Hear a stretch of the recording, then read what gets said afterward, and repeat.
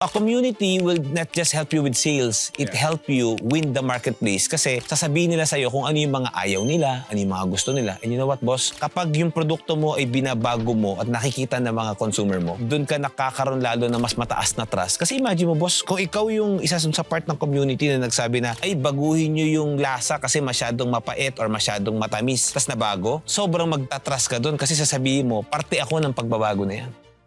Napakahalaga na maging part ka ng isang community ng mga business owners na vulnerable din ba? Na kayang magsabi rin na, alam mo, naiintindihan kita. Kasi minsan, boss, hindi mo nga kailangan ng advice eh. Minsan kailangan mo lang kausap. Yung may nakakausap ka lang, supportan na yun para sa'yo eh. Kaya para sa akin, actually, if I could turn back time, simula nagnegosyo ko, sana pumasok na ako sa isang business community. Tama. So siguro pinakamagandang gawin ninyo, mga boss, is Boss Jason Ferrer of East Brew. Yan. And Yes, your boss. company is? Top Bliss Ventures Incorporated. Yung Top Bliss Ventures Incorporated. Yes, Pero yes. anyway, gusto ko munang pag-usapan natin ngayon is all about the power of community Okay. sa business. No? Okay. So there are several types of community. Community of sellers, community of business owners that you can network with, communities of buyers. Tama. Di ba? Tama. Ng produkto mo. And community who actually follows you on all your social media platform. Tama. Fan base. Yes, Fan-based yes, community. yes. So ito kasi yung hindi nakikita ng marami kasi mostly ng mga business owner ngayon, what they are doing is doing ads. No? Ads ng ads. Correct. Pero wala silang metrics kasi total kumikita naman sila sa pag-a-ads. Hindi na nila nagagawa yung tinatawag natin na pag-a-add ng value dun sa mga community of buyers nila or hindi na nila ito hino-hone. Tama. Tama. Ano masasabi mo tungkol doon? Actually, boss, napakahalaga nun, no? Kasi I believe, especially for online, for the longest time na nagsimula ang e-commerce, bagong industry to eh, nagsimula ang e-commerce, ang naging mindset ng mga nagbebenta is acquisition. Pag sabi mo acquisition, yung pagkuha lang palagi ng customer. Pero kung iisipin ng bawat isa, online man yan or offline man yan, pumunta na tayo sa pinakasimpleng negosyo, yung sari-sari store na lang. Sa isang street ba, may 4, may 5 sari-sari store. Bakit until now, buhay yung sari-sari store? Isa lang ang sagot doon, suki. Sa online ba po pwede ka magkaroon ng suki? Oo naman, boss. And actually, yun dapat yung hinahabol mo. And ito yung natutunan ko doon, no? Kasi sa online naging sobrang dali magbenta before. Yes. Ads Okay. ka lang eh. Ads ka lang, lalo ng pandemic. Sobrang dali. Kasi walang choice yung mga tao kung hindi nakatingin lang eh. So, yung mall sa kanya, lahat nandun eh, sa cellphone eh. Nung natapos yung pandemic, doon nagsimula magka-problema yung mga nag-o-online. Kasi may option na yung mga tao. Na bumili ulit sa bumili sa tindahan. mall. At saka doon, may experience na sila compared to online. Tapos mas tumalino na yung tao. Dati makita lang nila online, uy, bilhin ko na to. Ngayon, teka lang, mag-canvas muna ako. Nakita ko sa Facebook, check ko sa Lazada. Ay, meron pala sa TikTok. Ang problema ngayon is, just like any other businesses, humirap. And you go back to the roots, ano bang tamang pagnenegosyo? Yung pagbibenta, sabo, nagbenta ka ng lugaw, di ba? Palibre pa nga yung una mo eh. Kaya ka nagpapalibre nun is para matikman nila, hindi para makabenta, kung hindi para makakuha ng customer. For the longest time kasi, dahil madali ang e-commerce, ang mentality is kung paano makabenta. Pero ang pagnenegosyo ay hindi lang bentahan. Nagbebenta ka para makakuha ka ng customer. At yung customer na nakuha mo ng isang beses is aalagaan mo para patuloy siyang bumili sa negosyo mo. Di ba? So, yun yung pagkakaroon ng suki. Kaya napakahalaga ng pagkakaroon ng isang community kasi pagkakaroon ka lang ng suki kapag pinagkakatiwalaan ka nila. Paano ka ba magbibuild ng community, boss? Para makapag-build ka ng community, boss, number 1, syempre dapat kilala mo kung sino yung mga tao dapat na tina-target mo. Hindi to para sa lahat. Okay? So number 2 is kapag kilala mo kasi sila, alam mo yung mga bagay na nagbibigay ng value sa kanila. Kasi for the longest time, lalo na sa e-commerce, promotion eh. I believe kasi with Lazada, with Shopee, laging yung mga promo, sale. Laging ganon. Ang problema, kapag yung brand mo is doon mo inangkla sa kaka-promo, nakikita ka ng customer na lang as makakatipid sila. Pag may lumabas, which is Na mas mura. Mas mura. China na lang, boss eh. Mamamatay yung negosyo mo. Pero if they buy your brand not because mura, but because may nakukuha silang value, hindi sila basta lilipat kahit mura. Good example, boss, ang daming mga brands ngayon. Kung anong ginagamit mong shampoo, anong ginagamit mong sabon. Kung yung sabon na ginagamit mo nga may lumabas na nagmura, pero dahil dinibili mo tong brand na to, dahil tiwala ka doon sa brand na to, pag may lumabas nga mas mura, mas magdududa ka pa sa mas mura. correct. Kasi may tiwala. Yeah. So yung tiwala, mas dapat yun ang binibuild kesa dun sa promotion. Yeah. Promotion is good, but the trust will give you a long-term business. Based on recent study, nagkaroon ng surge pagdating sa pagdami ng online seller dito sa Pilipinas. Talaga as in may surge, no? Yeah. As in sobrang dami. Mostly because of the hype. Pero yung iba sa kanila nag-diversify from traditional to doing online. That's right. So, ibig sabihin, humirap yung competition. Ngayon, ang sinisisi ng maraming nag-online ngayon, tumaas daw ang ad spend dahil, dito, naniningil daw na mas malaki ang platform. Not knowing na hindi nila nakita na sumobrang dami pala nang nagbebenta, kaya humirap na magbenta. Parang ganito. Dati, ang po pwede mo lang puntahan is SM Quiapo, example. Yeah. Dumami na. Nagkaroon ng SM Santa Mesa, nagkaroon ng SM Mega Mall, nagkaroon ng maraming SM. So, ibig sabihin, yung mga tao, naging accessible malapit. sa kanila kung Yeah. saan malapit. Yeah. No? Ano ba ang kayang ibigay ng community kapag sa ganito na humihirap yung pagbebenta? Boss, kasi kapag may community ka, yung ngayon nabanggit ko kanina, may trust ka, people would buy from you more than your competitor because pinagkatiwalaan ka nila. And I believe, boss, yung tiwala kasi makukuha mo yan. Sinasabi na palagi, pag nagbenta ka ng may quality. So, ang tanong kasi ngayon, boss, is paano ba natin i-define yung quality? Iba't iba kasi yung definition, sabi nila, subjective daw. And I believe, kapag nag-deliver ka ng isang bagay na mas mataas yung performance kaysa doon sa expectation, doon ka nagkakaroon ng quality na product, doon ka pinagkakatiwalaan ng customer mo. Kasi with online, yun nga parang nangyari ngayon, sa totoo lang, no, nagkakaroon na ng mga budol na Yes. binibenta because hindi naman talaga siya nanloloko, pero kasi sobrang taas nung pag-ads nila na, hindi yung budget yung expectation sobrang taas. Pag natanggap ng customer ngayon, teka lang, hindi ito yung ini-expect ko. Meaning, boss, the performance is lower than the expectation. Kaya boss, napakaganda ng community. Kasi boss, may mga kilalang community, for example, is a good community is Home Buddies. Yung community ng Home Buddies na to, boss, pinapost nila doon yung mga users, ito grabe nung binili ko tong product na to. Itong product na to, binili ko to, ang ganda nung nagawa niya sa akin, ang taas ng quality kasi ito na expectation ko, ito yung naging performance. Boss, because of that community, napopromote yung magandang produkto. Without a community like that, boss, ikaw, anything na bibili mo, boss, ang unang mo tinitignan, reviews Correct.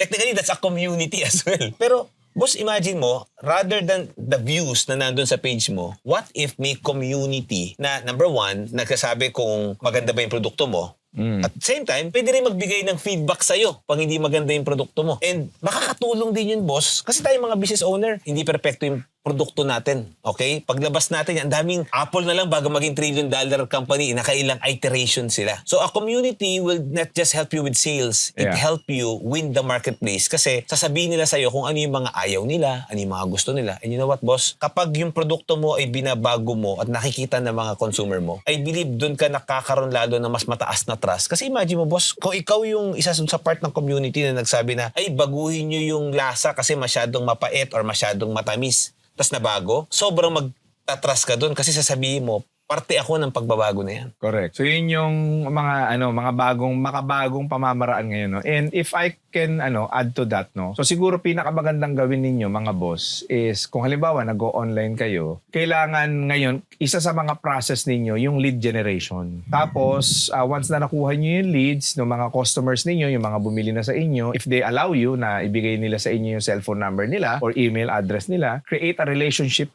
with them no. So relationship building kasi tapos po pwede natin silang ilagay sa hot leads natin na po Tama. pwede natin balikan lagi. So Tama. yun, community na po ang tawag doon. Kaysa gastos ka ng gastos lagi sa ads, no, Yeah. na hindi naman nagko-convert, no. Yeah. So pag-usapan naman natin ngayon is yung community naman ng seller. Sellers. How Okay. can you actually create a community of sellers? Okay. Sa community of sellers kasi, boss, at the end of the day, sellers yan meaning ang gusto niyan, kumita.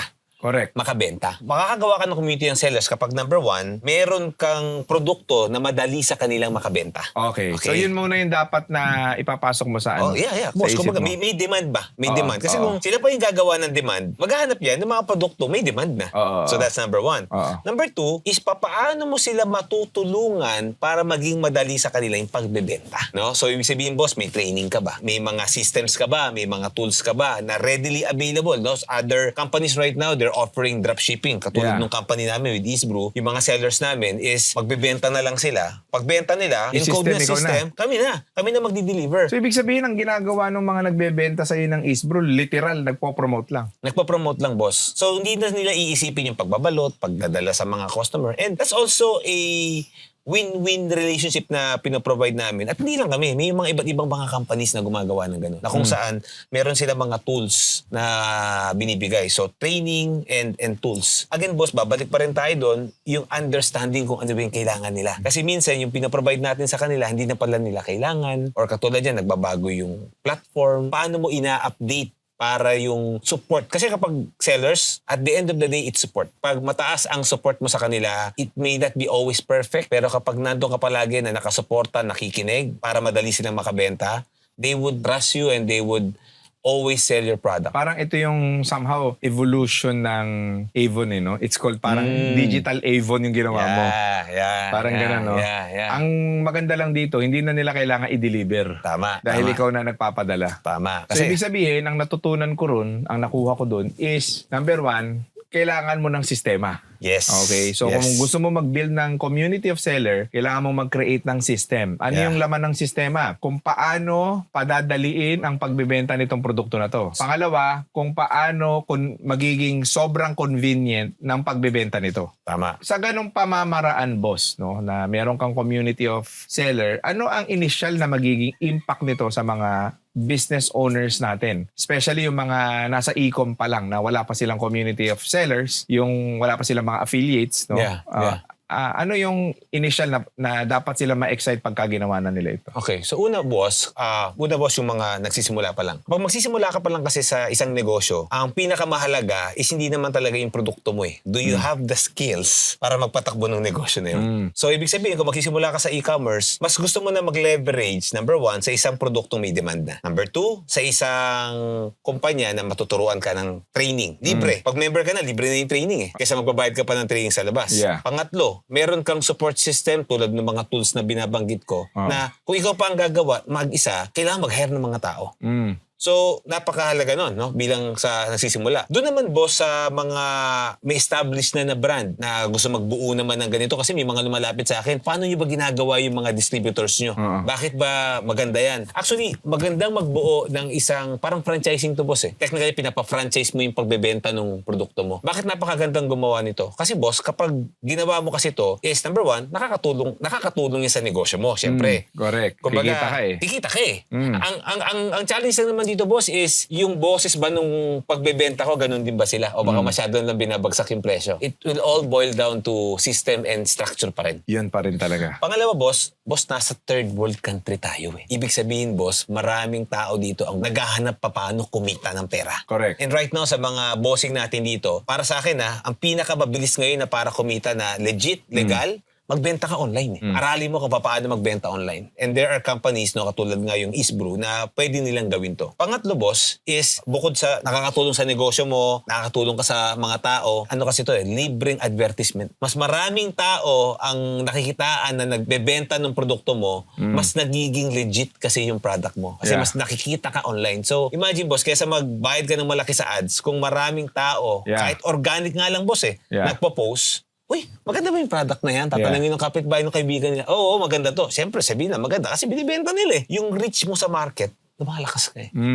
So, yun yung mga benefits, boss. Kaya napakaganda na mag-build ka talaga ng community of sellers. Ang kagandahan pa nun, boss, instead of you selling to customers, technically, boss, middleman ka na lang eh. Supplier mo, supportahan mo na lang to, binabagsak mo na lang sa kanilang produkto. Yeah, so create your opportunity as opportunity of other people. Yes. Pinaka-basic na pamamaraan yan, mga boss. Mag-TikTok affiliate kayo. Di ba? So, ang gagawin nyo lang, maghahanap kayo ng produkto sa TikTok na sa palagay ninyo, kaya ninyong ibenta. Right? Kung ano man item yan. So, isa sa mga example, kung gusto nyo magbenta kayo ng kape ng Eastbrew, may mahilig kayo magkape, pwede. Maging TikTok affiliate kayo. Tapos from there, content lang ang gagawin ninyo eh. Ang kagandahan sa kagaya sa kanila, nagbibigay sila ng support eh. Diba? So, ibig sabihin, nagbibigay kayo ng libreng mga produkto para ipang-demo nila. Para magamit din ng mga seller ninyo sa TikTok. At para sila mismo ma-experience nila yung produkto. Yes, boss. Sir Gio, paabot nga nung mango juice. Ay, walang cut to Paabot ng mango juice. Pasensya na ha. Alright, so pag-usapan natin, boss, no? Thank you. Okay, so pag-usapan naman natin, di ba, community of sellers. Ito, meron bang disadvantage yan? Kasi syempre, marami ngayon, no? Marami ngayon. Yung Shulamite, baka gusto nyo bumili. Si Boss G. Okay. Uy, sarap na ito, Okay, anyway. Wala bang disadvantage yan, kagaya ng negosyo niya ni Sir Gio? Kasi available siya sa lahat ng Watson eh. Wala bang disadvantage yan kung meron silang existing na traditional business? Okay. Kasi syempre, mas mura ibebenta ng mga ano yan eh. Hindi pala mas mura. Kumbaga, mas marami nang nagbebenta sa baka mabawasan siya ng income. Okay. Actually, boss, sa point ng isang brand owner, panalo ka doon. Kasi actually, kung nasa traditional ka at nasa Watson ka, dapat talaga nag-o-online ka. Kung nag-o-online ka naman, maganda na ikaw ay nakikita rin sa mga shelves. No? For the reason na, para sa akin, boss, no, right now kasi ang mga tao, may kanya-kanya tayong binibilhan na platform. Okay. Tama? May nakita ka sa Facebook, saan mo bibilin? Ako, ang default app ko, Lazada. Ako never pa ako nakabili sa TikTok. May mga tao, the moment makakita, hahanapin nila yan sa TikTok. TikTok, oo. Tama? May mga tao na pag nakita nila yan, gusto nilang nahahawakan nila yan sa tindahan. So lahat tayo, may kanya-kanyang preference. So understanding that, if you will not be available on the preferred platform, you are losing that customer. You are losing that customer. Kasi may mga tao gusto nila, nahahawakan nila yung produkto bago nila bilhin. Di ba? May mga, kasi at the end of the day, when you are selling, laging laging sino yung nag-a-assume ng risk. Di ba? Kaya nga ang tanong lagi pag bibili ka online, legit ba to? Kahit nga COD, di ba, nagtatakot silang bumili minsan. Yeah. Di ba? Kasi kung may reviews pa to, lalo na yung mga first time, they wanna see it first. Kaya nga may mga demo. Kahit sa mundo ng online ngayon, demo pa rin. Boss, kaya nga, ang isa sa mga sinasuggest ngayon, live eh. Kasi sa live selling, pwede mo tanungin. Pwede mong tanungin. Di ba pag nagla-live selling mga tao, mas tumataas yung trust.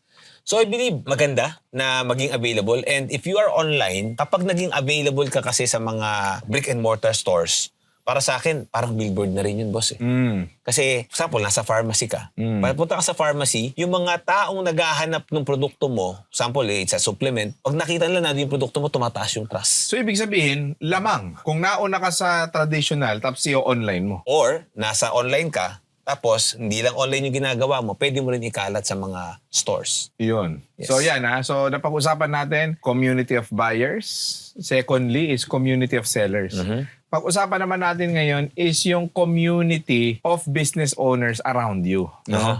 So, ito naman yung support. No? Yes. So kanina, profit ang pinag-usapan natin. Tama. Ngayon naman, why is it napaka-importante sa isang business owner na mapabilang sa isang business community? Una sa lahat, mga boss, yung mga nagnenegosyo dito, saludo ko sa inyo kasi hindi lahat tinawag sa pagnenegosyo. Ito, napakahirap. Napakahirap magnegosyo. Aray ko. Ang nakikita lang nila is yung, yung magandang buhay pero mas mahirap. And boss, ito, ikaw, nagnenegosyo ka rin. Sa pagnenegosyo, boss, ano ang mas maraming araw sa'yo? Yung madali o yung mahirap? Parang wala yung madali. So, puro mahirap lang. Pwede ba? Puro mahirap lang. That's right. At ang mahirap pa, boss, di ba, sa isang business owner is yung wala kang makausap.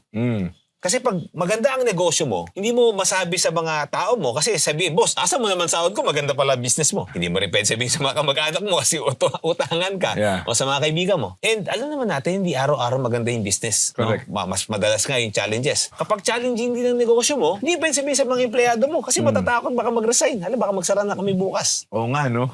Hindi pwede sabihin. Oo. Hindi mo rin pwede sabihin sa mga kamag-anak mo. Kasi ano sabihin sa'yo? Sabi ko sa'yo, mali ang ginagawa mo eh. Sana iba na Sisisihin lang. ka pa. Sisisihin ka pa. Sabihin din sa'yo ng mga kaibigan mo na hindi nagnenegosyo. So napakahirap na pag nananalo ka, madalas mag-isa mo. Pag natatalo ka, madalas mag-isa ka din. Kawawa ka naman. Oo, ka naman. Oo. Tama? Kaya napakahalaga na maging part ka ng isang community ng mga business owners na vulnerable din ba? Na kayang magsabi rin na, alam mo, ang hirap. Naiintindihan kita. Naiintindihan kita. Kasi minsan, boss, minsan di mo nga kailangan ng advice eh. Minsan kailangan mo lang kausap. Yung may nakakausap ka lang, supportan na yun para sa'yo eh. Kaya para sa akin, actually, if I could turn back time, simula nagnegosyo ko, sana pumasok na ako sa isang business community. Tama. Akin naman, ang take ko naman dyan sa isang business community, sila yung magsisilbing suporta mo kapag ka nalugi ka. May matatanungan ka kung paano makaka-recover ka agad. So na parang ka may cheat code eh. Tama. Di ba? At yung business community na makakatulong sa'yo as cheat code din ng paabante mo sa negosyo. Tama. Kumbaga, making sure na kapag sumama ka sa isang business community, dapat mas maraming mas mayaman sa'yo or mas successful sa'yo na negosyante doon sa community na yun. Tama. Kasi kung halimbawa, ikaw na pinaka-successful doon sa community na yun, mali yung community na salihan mo. Mali. That's right. Kasi Tama. boss, yung nga yung problema mo eh. Normally, sa negosyo mo, ikaw ikaw na yung sa totoo lang pinakamayaman kasi ikaw yung may-ari. So technically, walang makapag-advise sa'yo, walang makapagsabi sa'yo na mali na yung ginagawa mo. And natutunan ko is yung konsepto ng message messenger. Ano yun, boss? Maganda yung message. Lalo ngayon sa online, ang daming nagsasabing magandang message. Ang tanong, yung tao na nagsasalita, nakapunta na ba dun sa buhay na gusto mong puntahan? Ako, dami niyan.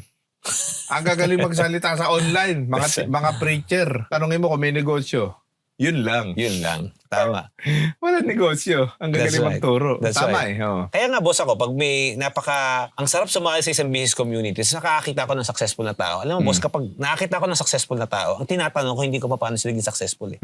Alam mo, tanong ko, ano yung mga hirap na dinaanan mo? Kukwento ko sa kanya kung nasan ako eh. Ano yung mga hirap na dinaanan mo na maaring daanan ko para matutunan ko kung ano yung mga ginawa mo? Para magawa ko na yon at maiwasan ko na bago ko padaanan. Kasi hindi ka makakaiwas sa napakaraming mahirap sa negosyo. Hindi, boss. Dadaanan mo talaga. Totoo yun. So, meaning to say, ang kailangan mong gawin is, tanongin mo, ano ba dadaanan ko? Ito. Magiging ganito, magkakaroon ka na ganito. Sa tao, Ganito sa i-solve sistema. yan. Oo, ganito i-solve yan. So that, hindi mo na pagdaanan yun. Or Tama. kung dadaan ka man sa ganong klase ng problema, Handa madali ka mo na. masusolusyonan. Yes. Yun yung nagiging role mo, no? Yes. Yun yung po pwede mong cheat code. Cheat code. Diba? So ikaw, Boss Jason, no, ikaw sa pagninegosyo mo sa Top Bliss, no, currently ngayon, dahil somehow successful na ang dami nyong reseller, meron ka mga communities and all, suggestion mo sa mga bagong mag-o-online business, paano nila ito gagawin at saan sila mag-uumpisa para makabuild sila ng community of seller, community of buyer, and saan business community sila po pwedeng sumali? So, una sa lahat, boss, yung community of buyers, it's really a must. Kasi, ano na ngayon kailangan meron kang tribo. May tribo ka na inaalagaan. Yeah. Kasi sa totoo lang, boss, hindi mo naman kailangan ng 100% ng market share. Alam ng pamilya ni Henry C. na hindi lahat na pumapasok sa SM bumibili. 99% nagpapalamig lang. Tama? Di ba? Alam naman niya yun eh. So, ikaw, you just have to create that community na patuloy na bibili sa'yo. Kasi doon magiging sustainable yung business mo. Hindi ka habol ng habol. Bakit kailangan mo magkaroon ng community of sellers? Para meron kang marketing arm. Para hindi ka nag-iisa. Para hindi ka ads ng ads. Hindi ka ads ng ads. Meron kang mga nakakatulong na sinusuportahan mo, boss. Bakit mahalaga? Ang pagpili sa akin, boss, ng business community, kasi marami na rin akong napasukan na business community, pero madalas, international. No? International. Sa Pilipinas, actually, isa lang ang pinasukan kong business community at yan yung GCI. Thank you. And ang dahilan ko doon is, normally kasi kapag business, siyempre dahil competitive tayo, madalas pag mapasok ka ng business community, payabangan kasi ng resulta. Pataasan eh. Parang, ganito ako, tignan mo. Mayaman ako, successful ako, malaki kumpanya ko, ganun eh. That's right. And you know what? Even those people are looking for a community when they can be themselves. Where they can be vulnerable, na kung saan sila mismo kaya na sabihin, yan, nakikita mo, maganda yung business ko, pero sa totoo lang, pagod na ako. Pero sa totoo lang, burn out na ako. Pero sa totoo lang, hindi ko na alam yung gagawin ko. Yung may mapagsasabihan ka ng ganun, no? Yes. At the same time, yung business community na, pwede ba wag naman tayo mag-usap ng negosyo? Pwede ba maglaro naman tayo? Pwede ba magkwentuhan naman tayo bilang tao nang hindi tayo nag-uusap sa kung maganda ba yung negosyo ko or kamusta? Pwede ba pag-usapan naman natin yung pamilya ko naman? Kasi masyado na rin ako nabihis sa negosyo ko. Wala akong makausap tungkol sa anak ko, tungkol sa asawa ko, tungkol sa pamilya ko. So, napakahalaga na magkaroon ka ng business community. Nakakatuwa nga eh. Kasi parang yung mga binabanggit ko, parang hindi na nga siya business community, parang life community na nga eh, ng mga businessman.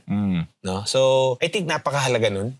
Kasi, yun nga eh, kumikita tayo sa pagsusolve ng problema eh. Kaya nga araw-araw may problema tayo eh. Correct. So, dahil araw-araw na may problema ka na, ang hinahanap natin is yung community na masasandalan natin. Yeah. Yung community na mapagsasabihan natin. Yung community na kung saan hindi lang tayo mag-grow intellectually, but magta-transform din tayo personally. So, yun boss, I think, pinakamalaking yung community ng buyers, gagawin mo talaga yan kasi pahirap nga ng pagkuha ng customer. Kaya kailangan alagaan mo sila eh.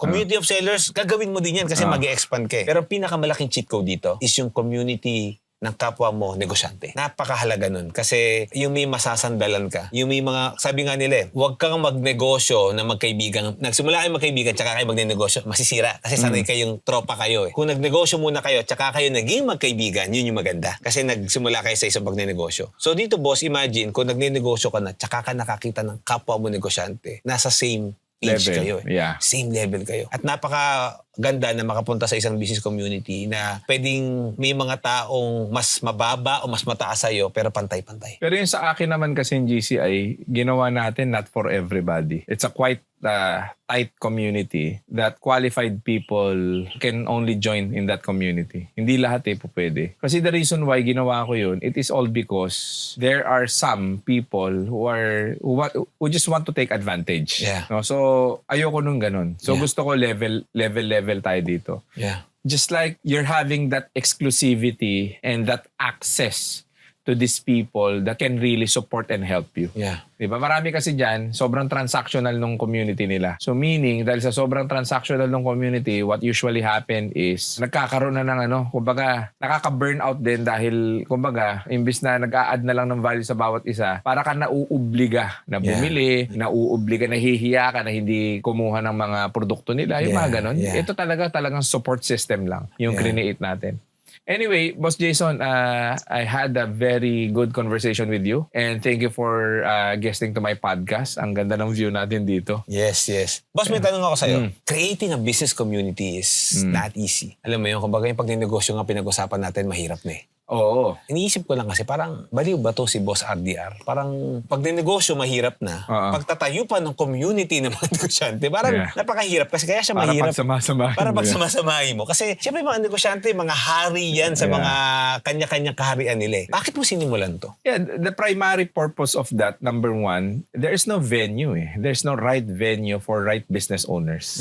So, yun yung konsepto ko nung umpisa pa lang na unfortunately, hindi din nasusupport kahit nung mga may existing community dito yung primary goal and purpose ng isang negosyante. Bakit siya papasok sa isang community? Ano ba yun? Maging tao. Kasi ang negosyante nakalimutan ng maging tao eh. Karamihan sa negosyante, para na silang robot eh. Profit na lang. Di ba? Profit, pagod, hirap, sacrifices, stress sa negosyo, stress sa empleyado, stress sa payroll. Dami stress eh. So, I create Growth Circle International for the business owners to become human again. Just to humanize them. Yun lang. Na okay, may venue rito. Huwag ka masyadong mga problema. Huwag ka mag-alala. May matatawagan ka. May magsusuporta sa'yo. May aalalay sa'yo. May kaibigan ka. Bukod dun, let's just have fun. Diba? Kaya nandito tayo ngayon sa napakagandang lugar dito sa Boracay. Yeah. Kasi ito talaga yung gusto ko para sa mga may-ari ng negosyo na mag-enjoy naman kayo. Kaya mahirap na kayong negosyo natin. Diba? Kumbaga, pwede tayo sumali sa isang community para naman kahit papano dito, meron tayong support at ayan, maging masaya, maging tao. Eh boss, maraming may gusto ng ganitong klase ng community. Bakit nabanggit mo kanina? And by the way, kaya rin ako pumasok dito because of the exclusivity. But for our viewers is, bakit nabanggit mo na hindi to para sa lahat? Hindi naman kasi lahat ng business owner pare-pares ng values eh. So may screening talaga. So kung ikaw yung tipo ng tao na gusto mong mag-support, gusto mong tumulong, and your business is actually doing good na. Kumbaga support na lang talaga ang ipoprovide sa'yo ng community, then you are welcome. Para dun kasi sa mga startup, hindi siya advisable eh. Why? Kasi pwede naman ako magbigay sa inyo ng free mentorship and all. Kaso nga lang, yung gravity ng problema na pinagdadaanan nyo ngayon, talagang dapat ninyong tuntunin at solusyonan eh. Sa ops ninyo eh. Tama. Diba? So, dito, yung kaya siya exclusive, kasi ibang level na eh. Kumbaga ibang level ang sinasagutan na natin dito eh. Creating the Philippines a first world country. Diba? So yun eh. So syempre yung mga yung mga tenured na. Yung talaga mga matured na yung business nila. Sila talaga yung welcome na lang dito. So boss, itong community natin na to is to give value naman sa labas. If you want to be part of that. Magsaserve tayo sa mga startup, That's sa right. mga may-ari ng mga typical na tindahan. Tayo na lang yung magsaserve. Pero to join in this close, structured community, kailangan muna may maabot kang level. Kasi iniingatan ko, matataas na yung level na itong mga nandito eh. Diba? Iniingatan natin sila na gusto natin, mas mataas na level sa kanila or ka-level nila. So pag na-reach mo yung level nila, then that's the time you can join. With the right values. With the right values. Grabe. Right. Thank you, So, boss. thank you, Boss Jason. Yan. First time ko na-guest to si Boss Jason and I hope mag-guest ka sa RDR Talks. Yes, surely. See you on RDR Talks. Nag-usap na tayo dyan. Alright. Thank you, boss. Sige. And I'm very happy to be part of So opportunity to plug your business. Baka meron kang offer. East Brew is our product, no? And we have reseller. You just have to search East Brew sa Facebook and I'll share na lang yung link na lang, boss, nung ating page sa mga kababayan natin na naghahanap ng opportunity. Yan, sa lahat ng gusto magnegosyo, ayan, nakikita ninyo sa inyong screen ang kanilang social media accounts. At ilalagay ko na rin sa comment yung mga link ng kanilang business so that pwede na po kayong dumiretso kay Boss Jason Ferrer para malaman kung ano yung negosyo na po pwede nyong gawin with Boss Jason. So with that, maraming salamat and God bless sa inyong lahat.